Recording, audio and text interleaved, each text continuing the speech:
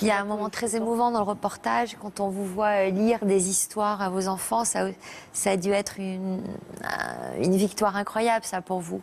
Bah, ça a été un moment très long à attendre, ce moment-là.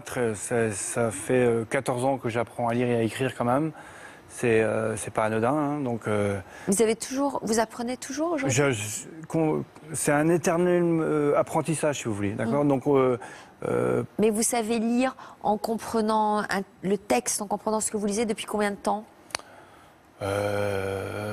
Depuis quasiment Chloé. Quand j'ai quitté Chloé, j'ai commencé à attaquer les J'aime lire. Mais à cette époque-là, je butais sur les mots, des mots comme assidu, des mots comme azur. C'était encore trop compliqué pour moi. Alors je vais me lancer un défi incroyable, hein. Je vais me dire, il n'y a qu'une solution à faire, c'est de lire le dictionnaire entièrement, de A à Z. Ça va être mon premier défi. Donc j'ai commencé par un dictionnaire de débutants.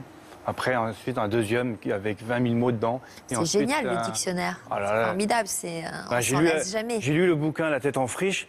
Dedans, ils disent que le fait de lire le dictionnaire, ça te fait voyager. Bah oui. Donc, voilà, j'ai voyagé à travers le dictionnaire. Voilà.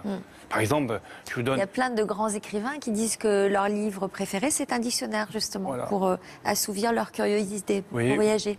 Oui, par exemple, je prends Hexagone de Renaud. Vous connaissez peut-être la chanson. Vous allez me la jouer. Allez-y. Vous me la jouez, Gérard. Ah, mais ça va pas venir comme ça, Bah c'est pas si. évident.